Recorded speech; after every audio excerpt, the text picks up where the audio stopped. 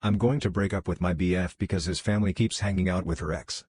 My boyfriend and I have been dating for a year and a half. Before me he dated his ex Brianna for 3 years, 5 years ago. It's a bit confusing, so here it goes. Both Brianna and I have been in my BF's life, let's call him Keith, for 10 years, but Brianna was his friend and I'm friends with Keith's younger sister. They dated in high school until sophomore year of college and the whole family grew fond of her. I don't blame them. Brianna is actually really nice and funny, and I like her a lot. Problem is, I constantly feel like I don't fit in the scene because Keith's mom was, and I don't know if she still is, hoping they'll get back together. I guess since Keith spent the next few years single she thought it may be happening, and while she's not rude towards me, her preference is clear. My BF's dad, brothers and my friend don't care that much about Brianna, but his mom, older and middle sister does. If I invite them to have a little hangout, they'll tell stories about her. If they invite me over, she'll be there. I've spent at least 2 Christmas with them and she has been there too. If I try to hang out with Keith's mother, it feels a little rush out since she doesn't want to do much with me, but would talk about her fun days with Brianna. Keith and I have been talking about marriage and kids, and I guess it was my waking point. I don't want to spend the rest of my life fighting the living ghost of his relationship, and honestly, I don't have to.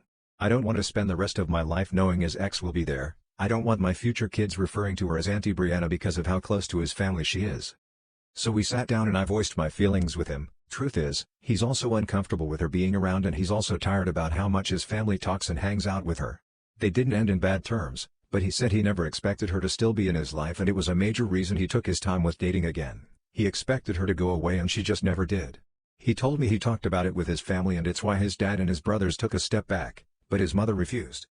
He says he doesn't want to cut contact with his family though, and I totally respect that. I would never, ever ask something like that, but I guess it's time to cut my losses, and I'm honestly really sad. I love him and I enjoyed the life we had, but it's better to do it now than in a year or two, or divorce or anything else.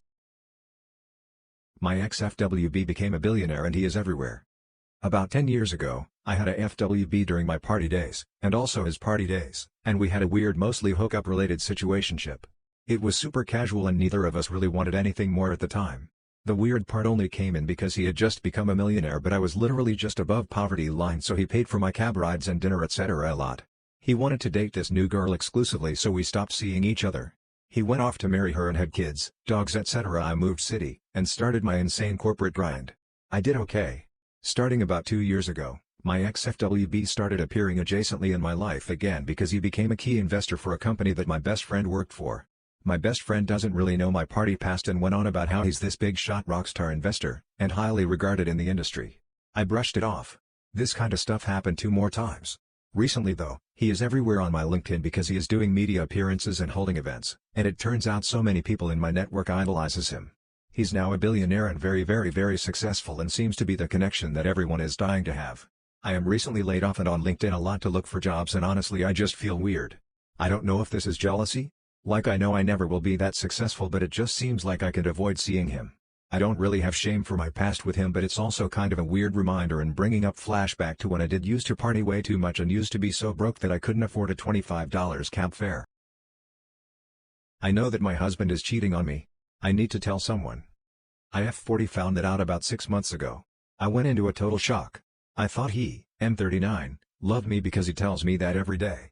We have a beautiful family together. 3 beautiful children, 5, 4 and 16 mo. Beautiful home. Vacation home. We are close to both our families and everything else is perfect. She F35 is a coworker of my husband that I know very well. She has been in my home. I have comforted her when her husband cheated on her and left her for his new woman. I saw her pain. Little did I know that she would inflict that same pain on me a few months later.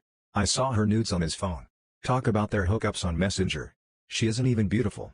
She is disgusting, pathetic and miserable. I know I'm being a disgusting misandrist here, but I can't help myself. What does she have that I don't? He disgusts me very much. He is pathetic and stupid. My respect for him is gone. I have chosen to pretend that I don't know. I love my life and I'll be damned if I share my children and not be able to see them every day of their lives. Not him nor her deserve me separating from my babies, my home, my family, my comfortable life and my safety. Sometimes I think he knows that I know. When he looks at me and asks me to come back to him. When he asks where I'm in my thoughts. It feels like your body is here but your mind is 1,000 miles away. I don't answer him. He starts to argue. Sometimes it feels like he is doing it to provoke a reaction out of me, but I never answer or engage until he gets tired and leaves me alone. I never initiate anything with him, and when he has me, I just let him, and I refuse to let him pleasure me. In the beginning he complained that I am distant and cold and that I want him to use protection. I told him I stopped using BC so he has to wear protection. His complaining stopped when I told him that it's either this or nothing. 6 months later, I am mostly at peace with my life. Still a lot of ups and downs, but the downs are getting fewer and further apart. Today was a down, so I needed to vent. The part of my heart and thoughts that were occupied with my husband were suddenly empty, and I have found out that I'm pretty good at filling the void with other things, new hobbies, and even more quality time with my babies and loved ones. All is well. My dad refuses to buy me tampons after giving his friend's daughter mine. I 18F just need to vent. I'm not here to invoke sympathy or anything, I just don't have anyone in my personal life to turn to. My mom passed away 2 years ago from cancer. My dad is an alcoholic and drug addict ever since she passed away. It's my time of the month and my dad refuses to buy me tampons.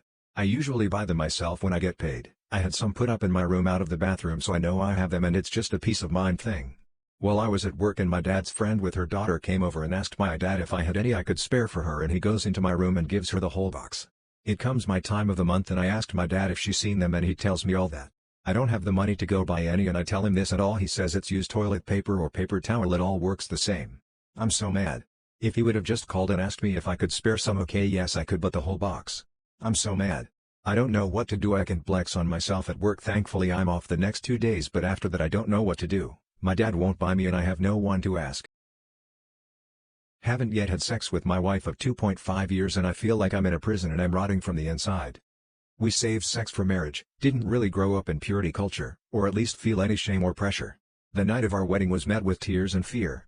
I admittedly didn't react well, trying to understand if I did something, or if there was something she wasn't telling me. The next 6 months was me highlighting the fact that we needed to figure this out, not only for me, but because we can't make it normal. She didn't understand why I wanted this so bad and was confident we'd figure this out. 2 years from that point, we're still here. 3 different counselors/therapists, 1 year of pelvic therapy, lots of honest talks with friends, and still no penetration. At all. Vibrator is fine, but we've made no progress. She is unable to get her legs to relax, and if I try to force it, it feels like rape. I can't stay aroused because she's resisting me, despite her telling me every day that this is something she wants. I just don't understand what I'm supposed to do. She doesn't want me to watch porn, but I can't get by with hand jobs that I only get if I ask for them. I can't leave because I vow to work through our problems. I can't stay because I want to actually have a chance at a family. I want someone who is passionate about me and actually does something about it. Every marriage in my family has ended, every single one has ended in divorce, and I am better than that. But I just don't see how I'm supposed to live in limbo like this. I often fantasize about me or her dying because it's the only way I see out of this.